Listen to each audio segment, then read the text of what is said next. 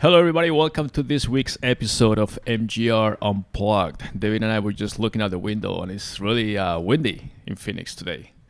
It's an unusual windy day, but it's good. It's good. It's not as hot as it was, last few days. But it's starting to get humid, so that's not good for us. David, how are you today? Very good. We have a few topics for today. Some of them are a little follow-up from last week's topic. Some others are completely new. We also, both of us went to San Francisco last weekend, and it was good to get out of the heat. Quick meeting, just for a one-day meeting, flying in and out, and but it was nice to see their, 60-degree, 70-degree weather. The first time I've traveled since That's right. You haven't been since the pandemic, basically. Really? What was your? We'll get to that in a little bit. We'll catch up with that. But let's just. So we're gonna discuss that. We're gonna discuss a little bit of sports, some business, and also the new trends for that we expect will happen, and some of them are started being defined as far as the shopping and e-commerce season for the rest of the year, and a few other topics. So we'll try to keep it brief and entertaining, and we'll be right back after the music. None of you people can tell me to stop. Lower the lights down. Hand over my crown. Hand over my heart. I do this for my town. I do this for my crowd. So turn me up real loud. My time, my time. None of you people can tell me to stop. All right, welcome back, David. So, yeah, you said it was the first time you traveled since the pandemic. It's like since March or February. I don't remember the last time, but I have not gone since the shutdown, basically. Yeah. So, what do you think about your experience at the airport and all that stuff? First of all, let me ask you: were you not scared, but were you concerned or apprehensive? So no, I wasn't until we got to security. Yeah. And when there was like a long line and bunched up in security, that was the first moment where I was like, oh God, if someone has COVID here, we're totally fucked, because they're going to just spread it to everybody. Because they had like, in the line in security, they had these like dots on the ground, like you see everywhere now. 6 feet like apart. 6 feet apart. Mm-hmm. Nobody followed at all. Know. Everybody was just bunched up. Like I was like, okay. The mask thing was not great. Like a lot of people didn't even have masks. They just had like bandanas and shit, which like any stupid. face covering. They don't even require masks by the name. They say face covering. Yeah. So a lot of people just put a bandana up. Some people with their shirt up or something. Is pretty crazy. And it was kind of it was different for sure, because obviously everybody's wearing masks or some type of covering, like you said. But the whole thing is kind of cosmetic. The plane was pretty empty. It was only about a third full. Obviously, there's no middle seats, or there's nobody sitting in middle seats, which was nice. But I also was like, we were talking, and I was like, I mean, listen, for the consumer, honestly, it was actually pretty nice. Every flight is on time. In fact, ours was early, which is never happens. Yeah. But it's nice and very comfortable. So you sat in the aisle, I sat in the window, and there was no middle seat. So it's very comfortable, lots of open space. But it was not like, I'm like, okay, this is great, but like, how are the airlines going to survive? Like, they can't keep doing this. Well, they're not. I just look at the losses. I mean, even Southwest, which is the one that we flew. Right. We just flew Southwest, and it was a short little flight, because obviously we're in Phoenix, so Phoenix to San Francisco is quick. But I was like, but they said it on the thing, the flight attendant said, we're at 1/3 capacity, so don't feel like you need to bunch up. Everybody can just spread out for social distancing. And it was like, okay, but if they're at 1/3 capacity, how are they making money? And that's 1/3 capacity when their maximum is 2/3, because they're living right, because they have to have 1 minute. Yeah, I know. Like you said, I mean, they will not survive at this pace. I mean, they're just kind of counting on people. Or things starting to get a little better, but it's not. And I don't think in Europe they have that restriction, to be honest. I think somebody said to me that they were sitting everywhere. I think the only solution for the airports and airlines is when they come with the instant tests, which are coming, which basically you get it and you get your result right there in 10 seconds. That's what they're going to do. And they're just going to test people at the door. Right. Because the airlines cannot... If you remember, we discussed that a while ago. I said TSA, or the security, transportation security, people at the airport, Well- they will probably implement some kind of temperature testing, which is done in some places. The other thing with the TSA, and the quick test, if they could. So yeah, you have I to think allow the quick test is the only for the airlines. They're gonna have to do it because they need to fill the planes, but obviously they can't fill the planes and have that liability, basically. So they need to say, well, we tested everybody first. So that's what they're gonna do. especially because all almost the air is undoubtedly- recirculating and all that stuff, and that's the worst Yeah, environment. I mean, honestly, like it's kind of luck of the draw because you just basically, if you get on a plane, you're just hoping nobody has it because you're probably gonna get it if people on that plane have it because it's well, recirculated air. you fly the entire flight. You're supposed to keep your mask on, Right, but which nobody does. some people don't do. Because first of all, people are like eating and drinking, so nobody keeps their mask on. Second of Right. all, the mask is hard to like for like hours. I Mm-hmm. mean, because basically, if you really think about it, from the time we got to the airport to the time we basically leave the airport in San Francisco, it's like 4 hours probably. that was a short flight. To- yeah. it was a short flight. And even then, I couldn't keep my mask on the whole time. When I was on the plane, like it was just bothering my ears. Like my ears were hurting, And and you I had had to kind of take you it had a off. good, yeah, I wore a real N95. Right, I didn't wear a right. a cloth mask. I had a cloth mask, and it was fine. I mean, I was fine with it, except that it got hot. I mean, you started getting like Yeah, really so I had moisture The in your. reason I like that one is a better mask because it's N95, but second of all, because it has the vents in it, so it actually lets me breathe. I don't get all the hot air here. But just my ears were hurting after Mm-hmm. Yeah. like 2 hours of wearing it, and it was like I had to at one point on the flight. I had to just take it off. The 'cause worst it was thing is really if hurting. you have any kind of it happens to me with sunglasses, but if you had reading glasses, at least I don't have yet reading glasses, but if you have reading glasses, they really get all fogged, and you can even see Yeah. because you have air coming out of your your part of the mask. Yeah. So I mean, it's an inconvenience. And the but other it's thing okay. is like, so when you go through security and you have to show your ID, right? Yeah. They make you take your mask off so they can see your face. Right.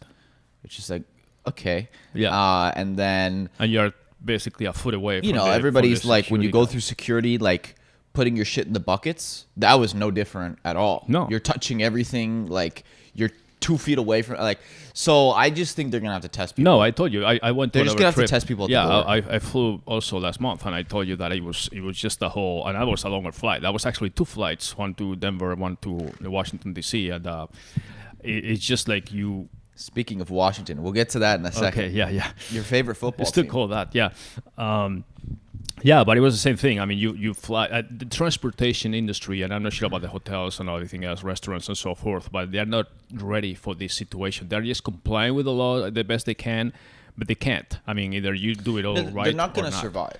Like, they're just not. Like, airlines already are low margin enough. If they're flying at half capacity all the time, they're just not going to Well, make the any half, money. half of the planes are parked on I know. at the airport runways and stuff. So, anyway, but the nice thing is that San Francisco was much cooler. We had a chance to hang out there a little bit, and Yeah, when it's 115 degrees every day here in Phoenix, Yeah. going to, we were actually, at one point, our meeting was actually, like, near Napa Valley in, like, Yeah, Sonoma Sonoma, area. yeah.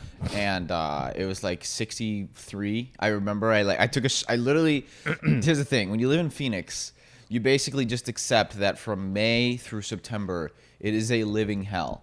Okay. And so the fact that it was 63 and sunny when we went there, it was literally like half the temperature because it's like 120 here. Yeah, It's literally half the temperature. I always make a joke that when I go to hell after I die, because I'm sure I will go to hell for It'll some be reason. cooler than here. It'll be a relief. It'll you be a know, vacation. After you're in Yeah. Phoenix, it's like, this is hell.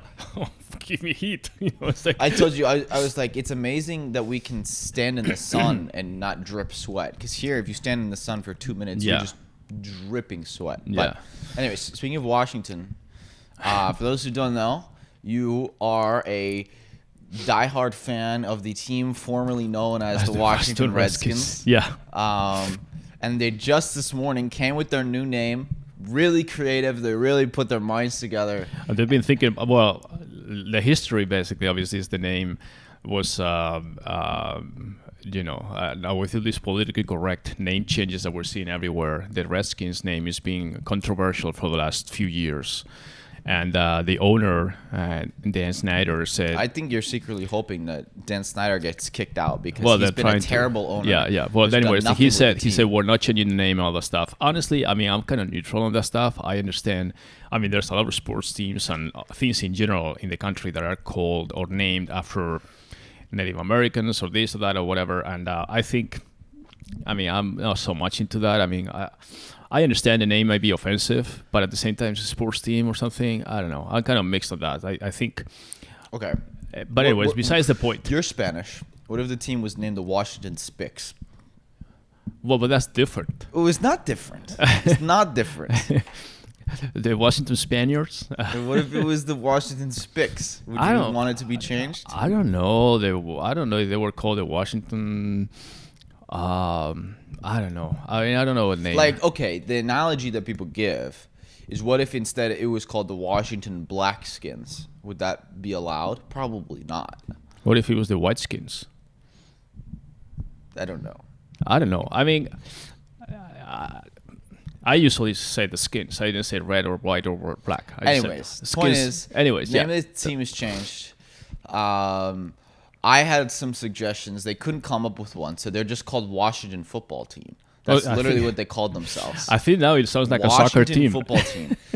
I think that kind of summarizes like the state of political correctness. Is like, you know what?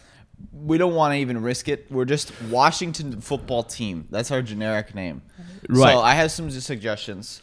I think they should have been called Washington Football Club, and then it sounds like FC. It That's sounds like people were saying, like soccer teams. Yeah, like soccer team. Okay, we have Washington Feds, the Washington Money Printers. I think there's a lot of options the here bureaucrats that we could go with. The Washington Feds, yeah. Washington Liars. Is that offensive? The Washington scumbags, scam artists. I mean, there's a lot of options. But for that, might as well just call it the Washington Diplomats or Congress or the something. Narcs, the 12. I don't know. So I think Money Printers was a good one. That was my personal favorite. That I started just brainstorming a little bit before the episode. I said, what would be a good name for? Well, that's until Washington becomes controversial too.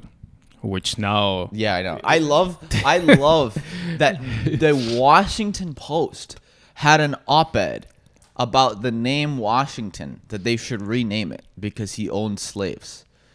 In the Washington Post. Yeah, in Washington D.C. So we're gonna have to change all the names, which is kind of interesting. We're talking about that too, like now all the names. They were even trying to cancel Gandhi because I forget exactly cancel Gandhi. Like how you cancel Gandhi? Or not cancel him, but retroactively say he's not a good person, because I forget what they said about him, that he was anti-Jewish or something, or anti-Semite or something. I'm not sure exactly. Listen, if you want to go back in history and say and correct everything that was bad that happened back in the days when now we know it was bad, but before it was normal. I mean, you can go back to the Roman Empire, and were you going to tear down the Roman Colosseum just because slaves were fighting there as gladiators for the fun of the Roman emperor and his crew and all that stuff, and they were killing each other and fighting animals, and they were of all races and all that stuff? Or you're going to go back to the Spanish Inquisition and kill them all and kill the statues that are for all these conquistadors all over the place just because they were like burning people alive, or the Jesuits invading all South America with religion? I mean, you can't really deny history. I mean, you learn from history, move forward, and hopefully do better, But now I think the uncomfortable truth is that human beings are savages. Well, we're survive. I mean, and have been savages for a long time. We're tribal. I mean, we're tribal. I mean, Genghis Khan raped half of Asia. I mean, seriously, there's you can look at the descendants, and they say something like 1 in 10 Asian people are of Genghis Khan descent because he raped that many women. I don't know. It's tough. Well, I know, but I think people spend so much time looking backwards. I mean, I'm much more of a forward-looking guy. Well, you can look backwards. There's nothing wrong with looking backwards and saying the things we did in the past were wrong. But you also have to understand, like, there was a professor recently. I didn't want to get into this whole discussion, but there was a professor recently who said, if you lived in times of slavery, or if you lived in times of whatever, like whatever certain moral thing that we all today agree is completely immoral, but used to be the norm, right? Whatever it may be.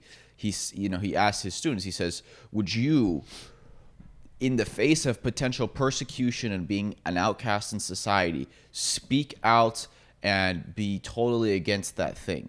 And he says that every student always says, oh yeah, I would have done it. And he says, but that's just not true. Because he says, you're lying. You think you would, but you wouldn't. Like if you were around, if you were a white person in the year 1800, would you have spoken out against slavery?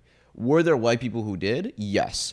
But did the far majority? No. The far majority of white people didn't do anything. But nowadays, like he says, all my students say, oh, I would have spoken out. Probably not, because what things today do we do that are going to be seen as immoral in the future that you're not speaking out against, right? So it's tough. That doesn't mean that it's hard to look at something 200 years ago with our current day moral lens. That doesn't mean that what they did was wrong. Like that doesn't mean that George Washington wasn't wrong for owning slaves.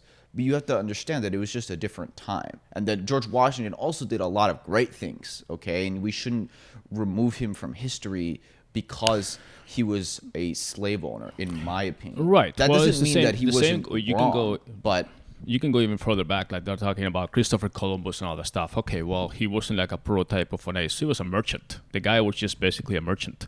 And the history, obviously, we know the story. He tried to go to India again, and he was trying to find a different route, and that's when the world is not flat and it's round or whatever, and he thought he was arriving in India, and then he discovered America, but we have a lot of names, and after that, the rest is history. I mean, there was a lot of invasions and all that. The unfortunate truth about slavery is humans have had slavery for thousands of years. Right. It's been a normal thing, like you said, in Rome. I mean, Rome was built by slaves, really.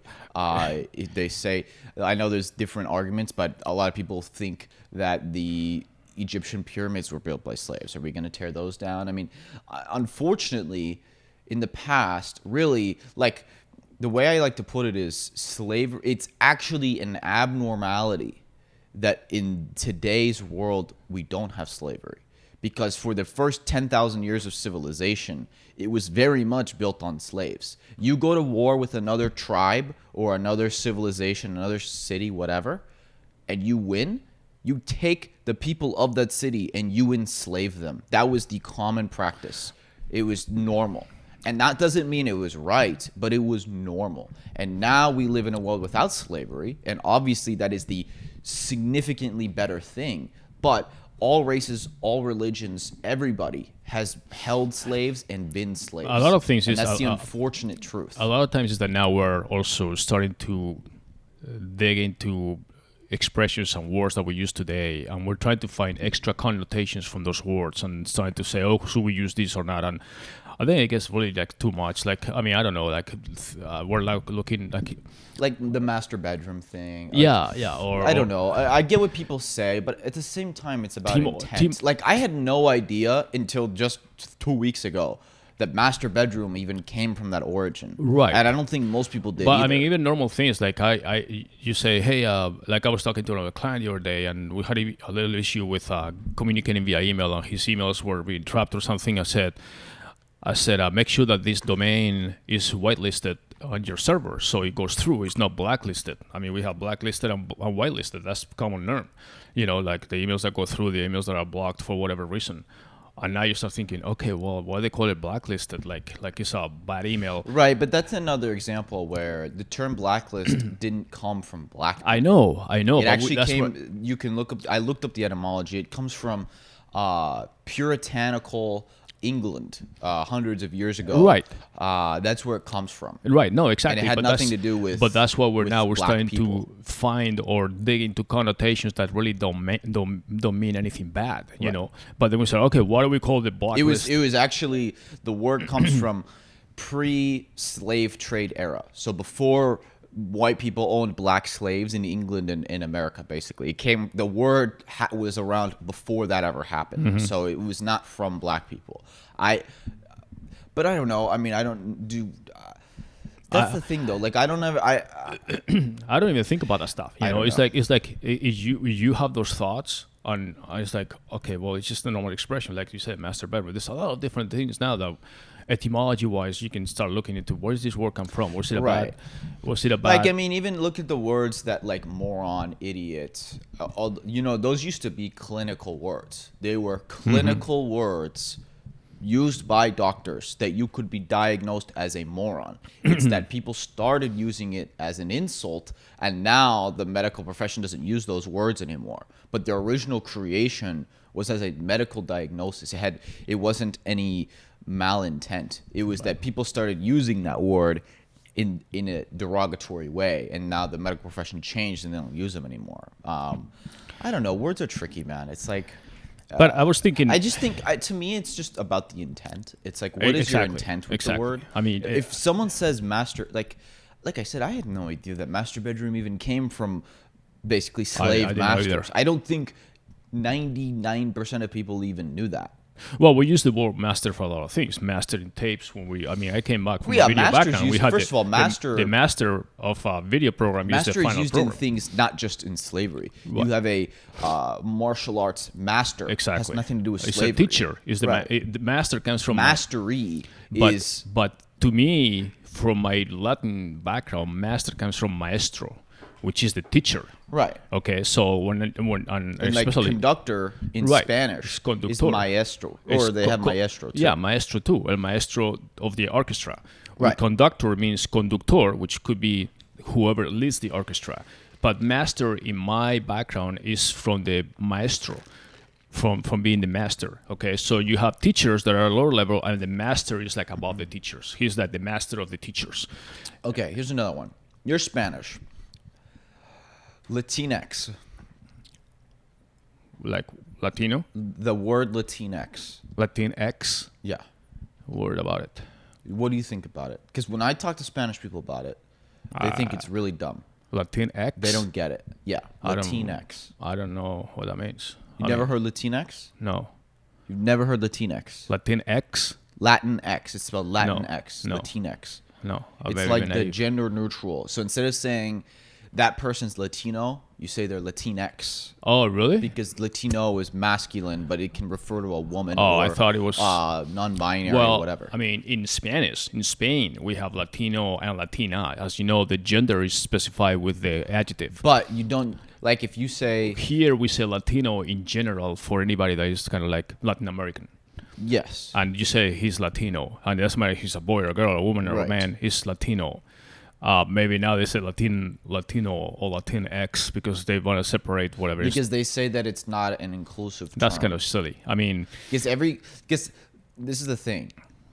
People who don't speak Spanish, English is not a gendered language. Right. So we don't have masculine and feminine nouns and words here. Right, and But in adjectives. Spanish, We do. everything is masculine and Right. feminine. But it doesn't mean that something is male or female. Basically, it's No, just the it's way just- the language works. It's the same Right. thing in Italian.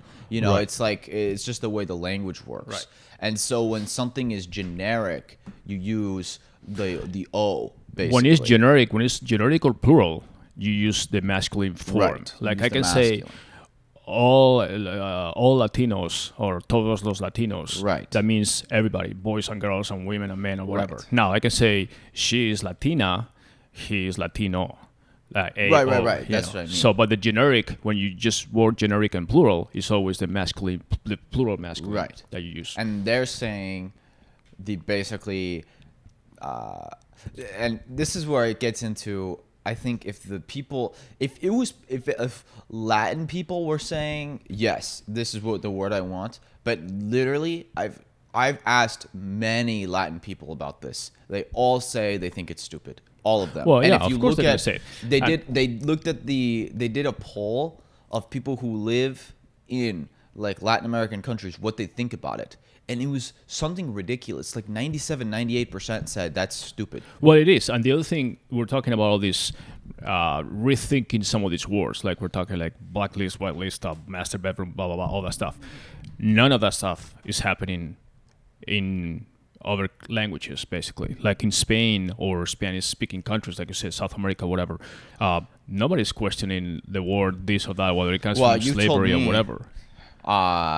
The word for bold in Spanish. If you want to make something bold, what is it in Spanish? In negrilla, like the you say negrita, like little black. You know, like when you want to put something in bold, like highlighted or something in text. Right. It says ponlo en negrita, just because it's blacker, it's right, darker. You know. I told you this. The word for black in Spanish is negro, but you can't say that in English. Yeah, that's the basic translation. You're not allowed to say it's the that, color. basically. You have blanco y negro, black and white. This movie is in black and white. It's una película en blanco y negro. That's the color, okay? It's not the race. It's the color. The color is called negro, and the blanco is white. You know. So when you're writing, the candy that you said they're changing the name of? Yeah. Well, there's a candy name that is Conguitos, that is from Congo. Yeah. That one was bad. I can't believe that yeah, one well, is that's still changing. They're going. Well, it's the same thing here with Uncle Ben's and some other brands that are trying to, or that are thinking Uncle Ben's is a Mars product. And now Uncle Ben's and Aunt Jemima. Aunt Jemima. Yeah, exactly. They have the black figure on What stuff. are they going to change it to? I don't know. I don't know what they're going to change. But now we're thinking those things. Those are brand names that we've grown up with. And Conguitos, basically, it's like a little like Smarties or almost like M&M's. That are basic chocolate coated with candy or something. You know, it's just a normal thing. And it was called Conguitos because I don't know where they came from, but it was the name. It's a little black candy. So they call it Conguitos. Right, exactly. That's a little racist. Right. And it's it like wasn't, if we called it, like if we said, it's like if we called M&Ms to like little Congans or something like that. Yeah. No, I understand now. It's like if we called them like it's like if in America we had a candy that was called Little Africans. Because it was black, we'd probably change that. No, I completely understand it, but the thing is that when you've used that term so many times, you almost I know what you know what I'm saying. You forget the etymology of where it came from. You just call it by like you don't even think about it. It's like I want this, I want that. It's like okay, it's like okay, one drink is I want a black Russian or a white Russian. Okay, that's the name of the drink. I don't know if there are blacks in Russia or what the difference is. I think the question is where do you draw the line? Because there I agree. Okay, yeah, that. If I was a black person living in Spain, I probably wouldn't like that candy being named that, okay? But like you said, like blacklist, especially when the origin of the word has nothing to do with black people, personally, I don't think it needs to be changed because humans use white and black not as the race thing, but as like dark and light, as in the light is good and the dark is bad, as in like darkness is bad, not the dark skin is bad, but darkness. We always say darkness, and when you think darkness, you think bad, right? We say go to the light, not go to the dark side, you know, like, but it doesn't have anything to do with race. That's where those terms come from, not it's a white list because white people are on this list and black people are on this list, you know. That's my opinion. I don't know. If someone wants to give me an argument the other way, I'll listen. You were saying, like you're saying in Spanish, we say blanco y negro. On negro, like I said, is the color. And right. Here if you say negro, but in the English way of saying it, you're not supposed to say that. Right, but the English way is adopting a Spanish word. So, I don't know. Right. You know, it's... I think, like you said before, is more about intent. It's about intent. Exactly. Yeah. Now, I wouldn't use the English version of negro or the other, even worse, N words, basically, because I know that the only reason you would ever use the N, especially with a hard R, is with malicious intent, right? Because that's a word that is, black people don't use it either. They use the ending with an A, which is a very different thing. And so you would only ever use that word if you had malicious intent. The only exception might be if you're reading like a text or something like that, or quoting something for whatever, historical purposes, whatever. But like actually using it in a conversation, the only reason you would use it is malintent. So that's why I wouldn't use that word. If you're any word you use, I don't care if it's an insult or not, if you're using to offend somebody and to insult somebody, then it doesn't matter. You're just using it with a malicious intent. Right. And it also depends on the other person saying, and there's certain I words... don't give a fuck what you call me. That's not going to affect my thing. My point is there's certain words that, yes, the only reason someone would use that word is with malintent. You know what I'm saying? The only reason someone would use the N-word with a hard R is because they have malintent. No one would use that in a friendly way, basically. Yeah. So, anyways. All right, so I didn't mean to get on that tangent. I know. That was a big tangent. Point is, the Redskins are no longer the Redskins. And I'm going to have to throw away all my hats and all my shirts and all that stuff that I have on the formerly Redskins. sorry, buddy. But it's funny because Doug Williams, the Super Bowl winning quarterback, which he won when I was living in Washington, by the way. I was fortunate enough to be living in Washington, D.C., or actually in the area, when the Redskins won 2 Super Bowls. Yeah, and my that point was the was, last 2 times. you know, who cares about the Redskins anymore? They fucking sucked for 20 years. Who cares? I know, unfortunately, yeah. Anyway, so let's move on from Redskins. You want to touch a little bit on basketball that starts next week? Or... We'll talk You about were it. actually disappointed because you thought it was Yeah, so I mistakenly thought it started today. We're He came into recording my this on office Thursday. yesterday. Hey, I didn't realize Because there were basketball- scrimmages, and I mistakenly thought the season was starting, and I said, "Oh, the season doesn't actually start until next week." But Okay, well, don't worry. It will be. Then you're gonna have games every day from like Yes. I don't know, 10 in the morning or something. All right, so let's move on to some economy or e-commerce news. Black Friday, that was another one. That's our topic, but they Yeah, were that's talking right. about changing that. That was the next topic. I mean, I was going to talk about Walmart, but But since that's you mentioned another that, one where I Black never turned. Friday. But that's different. The Black Friday comes. I know it doesn't come. It has nothing to do with black people. It has to do with what they call in the black, which means profitable. Right. It's like a business In accounting term. systems, you have red And black. when you have negative revenues, or basically no profit, and then you turn into black when you are basically positive in revenues for the year. So the whole term of Black Friday is because that day and that holiday season in general is when retailers that have been in the red throughout the year are able to overcome that, and then their accounting spreadsheets start going into the black, which is positive. Here's my proposal. I don't think we should change it, but if people really want to change it to Green Friday, because you could say into the green. Yeah, but then it looks like ecology or something. And then that's what I'm saying, because people are very concerned about the environment. You can double it as a green day. Yeah, people are stuck in traffic, polluting, and there's the Green Friday. There you go. I think that you call it because the other way to Green Friday. have That's negative my numbers. proposal. If it No, ends up being Green Friday, I want credit for it. Listen. okay? The other way to denote negative revenue or negative profit or losses, basically, in spreadsheets, as you know, is Negative in, profit. Yeah, that's a good one. That's a good no. Pre-profit is in parentheses, so we can call it the non-parentheses Friday. Yeah. No, Yeah. Positive Friday. Positive Friday. Positive Friday. Thinking positive. Spend your money. Anyway, so Walmart made an announcement about Black Friday that there's not going to be a Black Friday. Well, they can't. It's very specific. So normally they actually open on Thanksgiving. Yeah. And they said we are not going to open on Thanksgiving, and they're going to have reductions and restrictions on Black Friday itself. And other retailers will definitely follow suit. But I mean, this is, I don't know the whole story. You sent our weekly e-commerce email about the story. It's very simple. People know what Black Friday looks like. That's not happening this year. Right. So there's It's not not. going to be people lining up, No. doorbusters, where everybody's No. going to storm in there, No. distancing, all that No stuff. way. Which, if you remember, We talked about this in fucking March. We Like, talked about it a long we were time ahead of ago. I the said if I were a retailer, I would be planning already because there's not going to be Black to be- Friday, holiday season. If you just listen, this is not trading advice, but if you just take what we say on this podcast and make certain investments in trades, you may do well.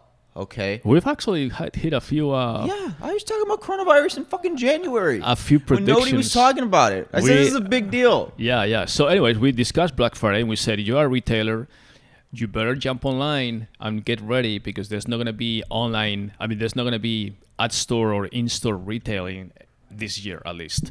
And either that or it's going to be so much social distance that people are going to be freaking out to be surrounded by massive herd of people trying to. It's not happening. So everything's going to be online. This is going to be the biggest e-commerce Black Friday ever. Yeah, they should Not just call even it close. Cyber Friday instead I of Cyber think it's Monday. going to be easily double.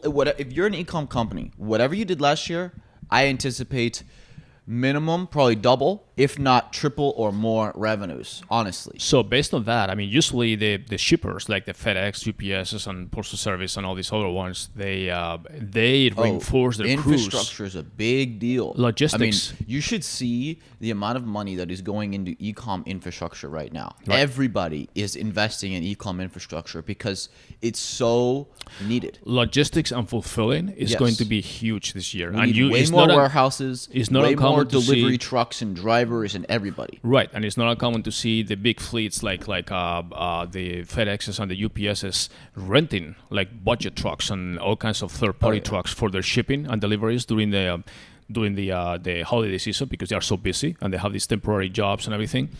This year is going to be even more because there's not going to be much on the retailers. The retailers are going to start announcing offers that start 10 p.m. on Thanksgiving or something, online buying and all that stuff, and it's going to be like you're on your computer, like refresh. The only thing I think retailers are going to have very limited in store. They will probably have like curbside pickup and stuff like that. Right. But they will not have that. I think because who made the part? DoorDash just made a partnership last week with Walgreens to deliver non-food, basically just whatever. If you want to buy stuff on Walgreens, I think we're going to see more and more retail partnerships with these delivery companies. So, for example, on Black Friday, so you don't have to go to the store, but you want to get the thing the same day.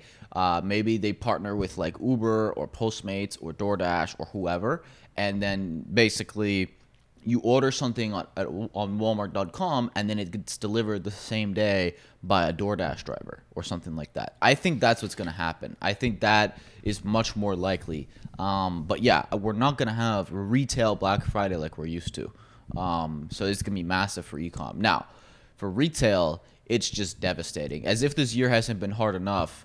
The most profitable, I mean, a lot of these companies, just to put in perspective, if people don't know, they do anywhere from a third to over half of their annual revenues in literally the time between Thanksgiving and Christmas. A lot of retailers will do half of their annual revenue in that month. But think about how many. So if they lose that, on top of what they're already losing this year, they're so screwed. But think about how many retailers are not even around this Christmas time. Yeah, I mean, I was just looking on one of your Yahoo favorites, Finance. Sur La Table, they're gone. Yeah, that's they right. shut down the French 2 weeks ago. cooking or kitchen utensils. Yeah, there's a lot of them. I mean, we already discussed By the some way, of them. I think there's a hole in the market because that type of stuff is very wanted by consumers, but maybe for retail it's not the perfect fit. But for e-com, I definitely think there's going to be there are some, but I think there's going to be Sur La What I Table understand is replacements like for e-com. Yeah, that store, for example, is very unique for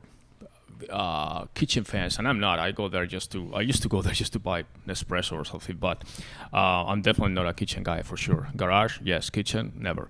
But the thing is that why don't those guys just close their physical stores and then continue online?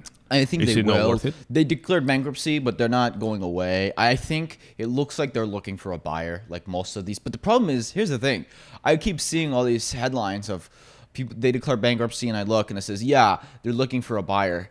There's only so many buyers. It's like half the retailers these days just want to be acquired. Right. But who's going to buy them? Or merging or something, yeah. So anyways, but before we get to even Black Friday, right now we have back to school, which normally is a big sales season for a lot of retailers too. As far as in Arizona, kids go back to school normally, like first week, second week of August, right? That's normally In Arizona? In Arizona. Yeah, mid-August. Most of the country, though, is September, though. Right, but here we go earlier, and then you have back to school, then you have Halloween. Yeah, Then Halloween's obviously, done. Halloween's not happening. So back to school now is You who think is parents going. are gonna let their kids go to random strangers' houses? I know, but COVID? those are big shopping seasons, events for retailers. Yeah, I know. So back to school. Halloween First of is all, the let candy me go back to industry's Black Friday. Let's get first to back to school. Who's going back to school anyways? I mean, at this I point, don't know. I don't even know what's gonna happen. I mean, we hear Trump saying, yeah, schools need to reopen, and then families are freaking out saying, no, we're not ready to bring kids to school. Teachers are also saying, well, I don't want to be in a classroom full of kids. Kids are a little more resilient to the virus, but they can, infect other people. So it's still a question mark what's going to happen. And like we said last week, we're 6 months into this situation, and we still don't have any clarity as far as what can be done or not. So as a father or a parent, do you feel like it's safe to send your kids back to school? I think it's kind of 50-50, I don't know. It is one thing when they preempted or ended the school year earlier, like back in March, April, when like a month or two earlier. Yeah, but also, I mean... But a whole school year now? The burden is on parents now, too. Right. I mean, to have their kids home constantly is not easy. No, exactly. So I don't think there's an easy answer. And I think parents want some kind of different assurance things. of sending the kids back to school is going to be safe, because at the same time they both have to go to work, and they're not suited to have kids not only at home but at home with computers, online, doing their homework, attending classes online, all that stuff. So it's not like it's ready. I mean, for that stuff, and then they're gonna have to buy things. I mean, not all the houses have all this needed supplies to go online education, like computers or internet access, certain speeds and all that stuff. I mean, or knowledge to even do that, so it's going to be tricky, but I'm surprised that there's no more resolution as far as what is happening, I don't think people know. Right. Yeah, but school starts here in Arizona. It's supposed to start in 3 weeks. I don't think it is. Well, I think they'll probably delay it. So maybe they'll go to September like the rest of the country. They will, and they may, and then we have a fall break, and maybe they skip it or something. I don't know. But so we have the back to school, and then obviously we have Halloween, which is going to be a loss. Nobody's even talking about that stuff. But that's the official. You have the Halloween, and right after Halloween, everything changes over to Christmas promotions and decorations and all that stuff. So the retail side of the economy, as far as these holidays and major calendar events type things, are going to be reinvented completely. And I don't even know if this will be just moving forward, But I really think that the Black Friday that had a peak, like remember Black Friday used to be Friday, and now Black Friday started Thursday. Like some stores open at midnight, and then started open at 10, and then at 9, and then pretty soon people didn't even have a chance to have Thanksgiving dinner because their kids or whatever were working in stores, and they had to leave at 3 p.m. for their I used to work retail back in the day. Yeah, and I had to go I think it started at 7 p.m. on Thanksgiving. Right, but you had to go like 2 or 3 hours earlier just for meetings and to prepare the store for the storming group of herd of people just coming in. Yep. So I mean, basically that I don't think that's going to happen in the future. No, it's not. At least not this year. I don't know down the road, but this year definitely not. Right. Yeah. So I just think we're going to need to reimagine things. Like school probably in a way, I think it could be good because school was incredibly stagnant for so long, and maybe this will finally force some actual innovation and change in the way we do school. Maybe it'll be something like kids go 2 or 3 days a week, but they don't go 5 days a week, and they get a lot of their homework done at home. I don't know. I just think we're going to have to rethink. I just think this pandemic has caused everybody to rethink so many things. And it's causing a lot of change very, very quickly. So like changes that we may have seen take place over the next decade, I think are all happening right now. Yeah. And that's why everybody's so uncertain about everything. And that's despite the fact, as we discussed last week, that we know so little about the pandemic 6 months into it. We know very little as far as... Well, it amazes me, like I was talking to you before, saying, why are we so surprised that the cases are increasing now when everybody's out again? It's just normal. I mean, if we knew about the pandemic back in February, March, we shut down the economy for about 6-7 weeks between March, April, and most of May. And then come, I think, Memorial Day or June 1st or something, we decided to reopen the economy, which means that we go back to the way we were in February, March, but we really don't have any solution. There's no vaccine, there's no nothing. So why are we surprised that the cases are increasing? That's the way they were increasing before. The only reason why we shut down the economy is because we're overwhelming the healthcare system and the hospitals and the emergency rooms because there weren't enough supplies, people, ventilators, respirators, any staff. We didn't have enough people to handle the flow of or the big flood of people that were being sick with a disease that we know little about. But now it's just the same thing. I mean, why do we expect a different result? That would be like insanity. I mean, we're basically having more outbreaks again because people are hanging out again like normal. They go to a beach, they go to airports, they travel like we did. Now, Restaurants. the good news is that it does look like the hydroxychloroquine plus zinc really does work well. The remdesivir looks like it's working pretty well. Well, and now so that's the good news. And now we have at least 2 or 3 vaccines that we're knowing that are being developed and tested, and they've shown some positive results. Like, Pfizer just got a big contract with or a big buyout by the government, 100 million vaccines or something. So obviously, as time goes by, we're getting closer to a more specific solution with like vaccines and things like that. But as far as the treatment before or prevention is basically stay home and don't go anywhere if you don't have to, obviously. But we can only do that so much. I mean, summer is now, but then after summer, we're going to go back to work, back to school, back to things, and people are going to go out. So, and one thing is clear is that you cannot shut down the economy. I mean, the government, Europe just approved another 2 trillion package, 750 billion to be spread right now between all the countries, which in a way is like, okay, you guys don't have any money. Where are you printing this money from? That every time I hear this stimulus package means inflation right away, but the good thing is that you always make comments that the European Union is totally disjointed, and I do the same thing. But for once, the 27 countries agreed on something. So that's kind of positive. It's the first time, it's actually a benchmark. The first time 27 countries have agreed on some kind of package that is for all, even though it's not the same for all. I mean, there's countries like Italy, France, Spain, Portugal that are going to be more benefited, and some others are going to be more on the donation side. But still, I mean, they agreed on this package, and it's like, okay, well, we're just in the business of printing money, just like we are here. We're about to sign off on another stimulus package in the next month here. They're still debating whether unemployment will increase or the benefits for another until the end of the year, maybe $100 a week, maybe less, maybe more, maybe 70% of pay. I definitely don't think they should continue the unemployment benefits. If they want to do a stimulus, they can do a stimulus and do checks, but I would not make it correlated to unemployment, because then you're incentivizing unemployment. Well, that was the solution. That's what they said, that maybe they continue unemployment with just $100 a week versus the $600, which is totally insane. I mean, people were just not even willing to go to work if they were making $600 a week just staying home. But now they said maybe 100 or maybe 70% of your pay, which is exactly a copy of the furlough in Europe. In Europe, they have these programs that are similar to a furlough, where they say, okay, we'll pay you 70% of your thing for a certain time. Each company has to apply for furlough with the government, and the government says, okay, we approve you for 3 months of furlough for your employees because of your particular situation. Another company may only get 2 months. So the government basically pays that, and they pay 70% of what is the base salary of the employee. So the employee stays home and they get 70%. And then they get a special tax treatment. So there's different things out there, but either way, it's just more funding, which is what we discussed last week. As far as at the end, we become more like a progressive socialist, just basically having the government pay for all these stimulus and everything. So, all right. Well, that's I think a good rundown of things that we have. Any other news in the e-com side or? Yeah, a few things. Instagram checkout launched this week. That's right.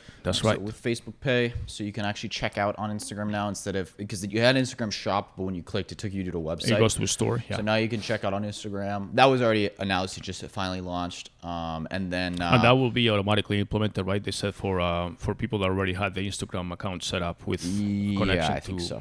And then Shopify did an exclusivity deal with an app, which is I haven't seen them do this before, with Affirm, which is one of the buy now, pay later companies, similar to Afterpay and Klarna and all these. They made an exclusivity deal. So now if you use Shopify, you got to use Affirm if you want that, if you want the financing, which is interesting because, I mean, I would love to see the deal structure there. If it was like a firm just paid a big sum of money, I would assume it's more that Shopify just gets a big cut. But talk about how you can't rely on any of these big companies, because if you're Klarna or Afterpay you just got fucked. I mean, fucked overnight. Unless they come up and say, okay, we want to do it with Walmart. plus. Yeah, sure, or but whatever. but it Yeah. doesn't matter. I mean, but it's just interesting. I've never seen Shopify do an exclusivity deal with an app. Well, Shopify's 'Cause been part of making a lot of Shopify's moves. whole thing is they have a app Yeah. Mm-hmm. marketplace, but now they said, well, we have an app marketplace except for this certain app, and maybe they'll do it with more and more apps because there's some things that are almost kind of like essential apps that almost every store has. Mm-hmm. So maybe they'll start making partnership deals where they basically say, hey, if you want to be the exclusive, we're getting a cut. Maybe they'll do that with like Klaviyo and email marketing, or maybe Yeah. they'll do, I don't know what they're going to do, but it's interesting that it opens a Pandora's box of opportunity for them, I think, but also risk for app makers. Well, I mean, yeah, Shopify is making all these moves lately, trying to even partner with Walmart, as we know, to kind of try to fight with Amazon's dominance. And Amazon has their own financing program with even with their own credit card and everything else. Right. So Shopify, I'm surprised Shopify doesn't have their own credit card at this point. Well, they have a business credit card. They but have a debit card. yeah, type. yeah. For business, yeah. So yeah, we'll see. Those are breaking news type that we'll definitely follow on, and that's always part of your e-com news that comes Tuesdays every week. By the way, you want to sign up? Just go to mgrh.com/join, and if you're interested in strictly e-commerce news, and we don't do anything else in that particular list. It's always e-commerce and online retailing. So you want to listen to or get the latest news that are already curated by us and by David. Just sign up. It's a quick email. You can unsubscribe anytime you like, but I actually read it myself all the time just to get a quick glimpse of what's happening. So, all right. So, David, that's it for today then. That's it. All right. Very good. So next week, basketball. I've been watching soccer, MLS all the time. I've been watching Formula One. It goes back to Silverstone next week. I'm very excited. And hopefully everybody's having a good time. Follow us on MGR agency.com. That's our main agency website. That's the website that, or the company that actually allows this podcast to happen. We have no sponsors and we don't want to have any sponsors. We like to be free to talk about anything. Just follow us. Just send us a good like or follow us on any of the podcast networks. And until next week, that's it for today. Thank you. Bye-bye.